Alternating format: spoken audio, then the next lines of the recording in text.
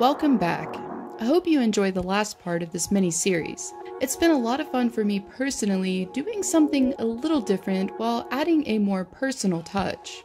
Also, before I begin this part, I did neglect to specify, in case you were also wondering, this list is current players only. And with that, here is my conclusion to the list of favorite players from all NHL teams.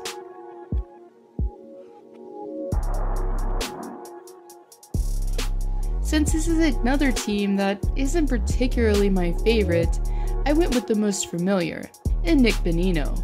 If you've been around this channel for a while, you've probably noticed that I've made a few Bones videos of my own while he was in Pittsburgh, as he's just the infectious type of player that kinda grows on you. Again, he's not the flashiest player and plays more of a meat and potatoes type of game, but at the same time, he's a player that isn't afraid to stick up for his teammates.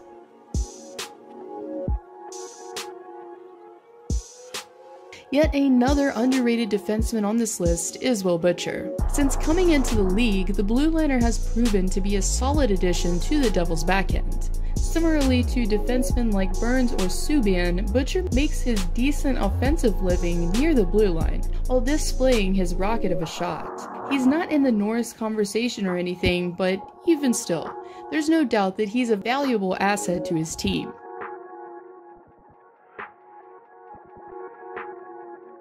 Okay, so even though he hasn't officially played his first game as a Ranger, I decided I couldn't pass up on this future star. When I first learned of Chet Storkin around a year ago, I was instantly captivated by his athleticism in net. His style of goaltending, from what I've seen, almost reminds me of a young Marc-Andre Flurry. He's constantly making acrobatic saves look routine and easy. From insane windmills to diving saves, the Russian netminder won't have any trouble earning his keep in NYC.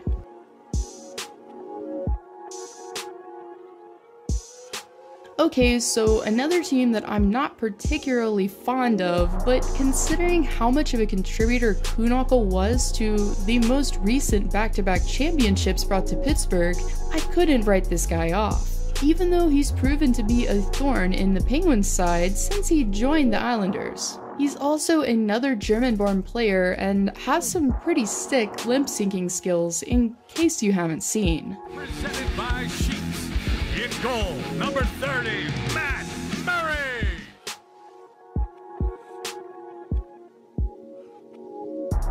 Definitely the nicer of the Tkachuk brothers, Brady has already proven himself in Ottawa. From what I've seen of the guy, he seems to have a general knack for deflections. He's not afraid to get in the crease and battle a little bit for the chippier style of goals. And just like his brother and old man, he's not afraid to drop the gloves to make a statement.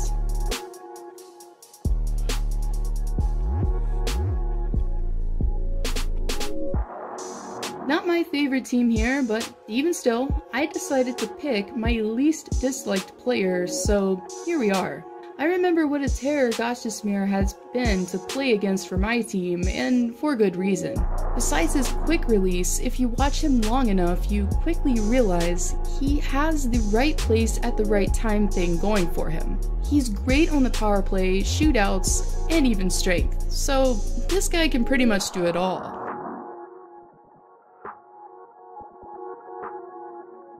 This one's probably a no-brainer for most, as I've been pretty vocal for a while now on who my favorite player is. I remember when I first began watching hockey a long time ago, I was instantly captivated by the exceptional skill that Crosby displayed on ice.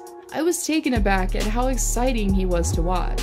For me personally, I've never seen a player so dedicated to improving and being the best as Crosby. Even though he's immensely talented, he's always so humble and down to earth. He's done so much for the game over time with the annual Sidney Crosby Hockey School and the Little Penguins program. He's the type of person and player that makes those around him better, in more ways than just one.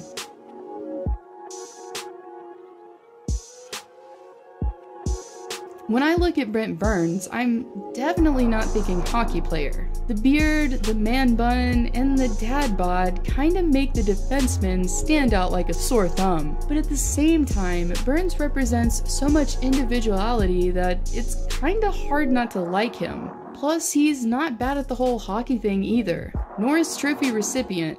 Not a big deal.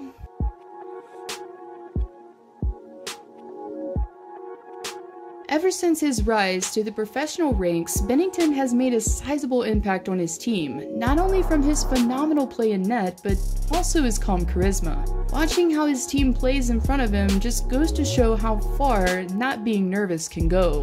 I'm definitely looking forward to watching this guy mature even further as he gains more experience over time.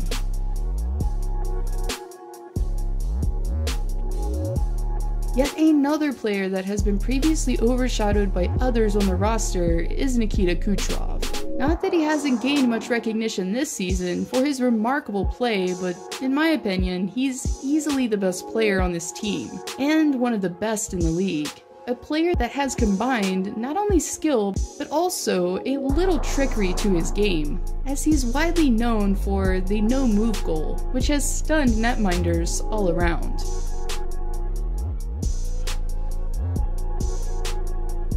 When I think of Marner, I just think of a big kid. A guy that lights up a room with his bright personality and knack for being goofy. From breaking out in song and dance to grade A acting skills, Marner has the innate ability to entertain on and off the ice. Speaking about on ice, since being drafted by the Leafs, Marner has developed into one of the greatest offensive threats in the league today. Similar in many ways to Patrick Kane or even Pavel Datsyuk, Marner has the rare ability to dangle his way through the opposition with his insane quickness and stick handling. It'll be interesting to see what Toronto is able to offer the winger this summer, as we can all agree that he's earned a sizable raise at this point.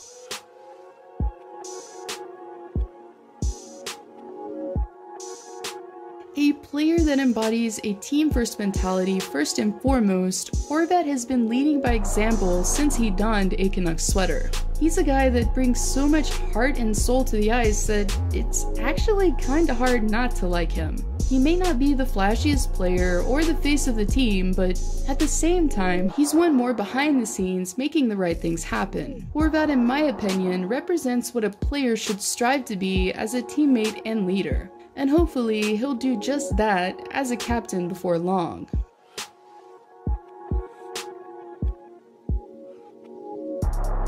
Okay, so you probably knew this one was coming, at least if you know anything about me. Another heart and soul type of player, Marc-Andre Flurry has been a calming force in net for more than a decade. From mesmerizing glove saves to poke checks, the Flower plays an aggressive yet acrobatic style in net that's pretty entertaining to say the least. Also a guy that tends to lighten the mood with his pranks and upbeat personality. I could go on, but all I can say is the Flower is my favorite goalie and one of the best to play the game.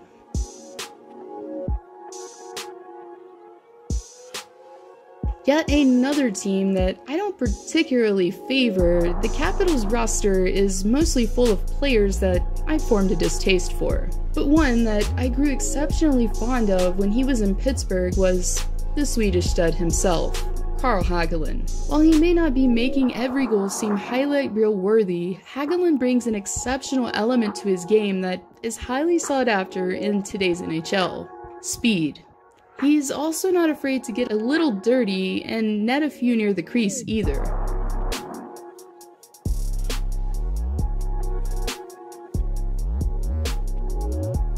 One word to describe Mark Shively would be leader. I don't think there's many players that are dedicated solely to the game as much as this guy right here. He's a player that's consistently leading by example with passion and his willingness to be the best possible. There's no doubt in my mind that he'll be Winnipeg's next captain when the time comes.